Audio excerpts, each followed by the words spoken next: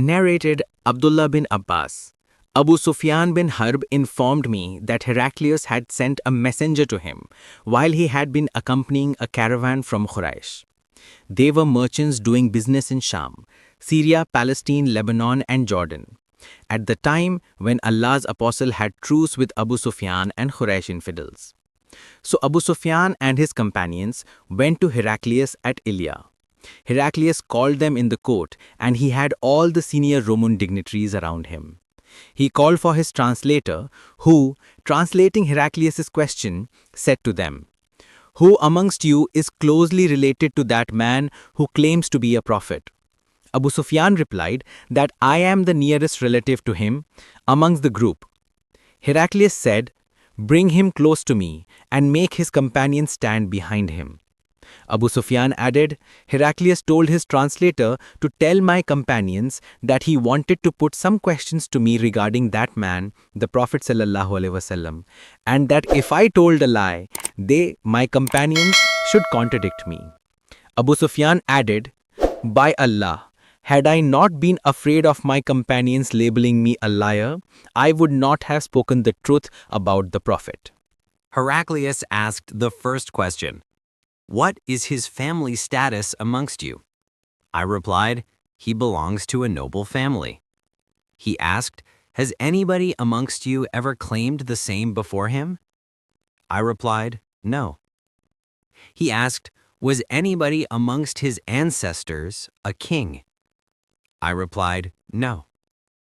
He asked, "Do the nobles or the poor follow him?" I replied, "It is the poor who follow him." He asked, "Are his followers increasing or decreasing?" I replied, "They are increasing."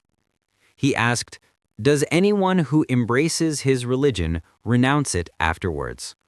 I replied, "No." He asked, "Have you ever accused him of telling lies before?" I replied, "No." He asked, "Does he break promises?" I replied, "No.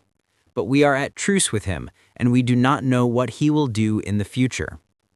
He asked, "Have you fought wars with him?" I replied, "Yes. Sometimes he was victorious, and sometimes we." He asked, "What does he order you to do?" I replied, "He tells us to worship Allah alone, leave idol worship, pray, speak the truth, be chaste, and maintain kinship ties." Heraclius then confirmed, "All prophets came from noble families. The poor follow them.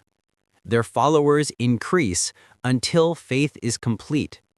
They never lie nor betray. What you described is true of a prophet.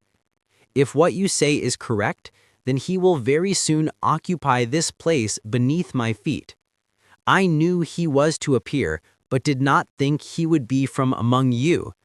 If I could reach him, I would immediately go to meet him, and if I were with him, I would wash his feet." Then Heraclius asked for the letter of Allah's Messenger ﷺ, which had been sent by Dihya to the governor of Busra, who forwarded it to him.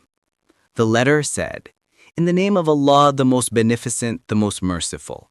From Muhammad, the slave of Allah and his apostle, to Heraclius, the ruler of Byzantine, peace be upon him who follows the guidance.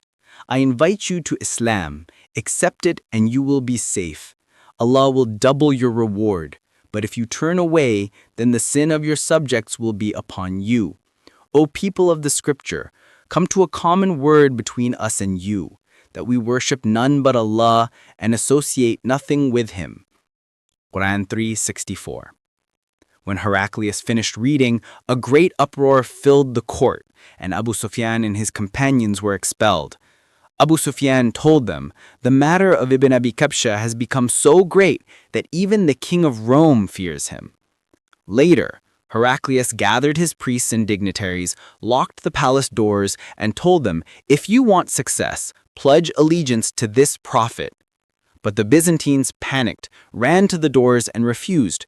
Heraclius, realizing their hatred, said, "What I said was only to test your faith." So they prostrated before him, and he hid his conviction. even a mighty king like Heraclius recognized the truth of Prophet Muhammad sallallahu alaihi wasallam. If an enemy of Islam could see the light, then why shouldn't we, who already believe, live fully by the Quran and Sunnah? If you enjoyed this hadith, make sure to subscribe to the channel, hit like, share it, and drop a comment.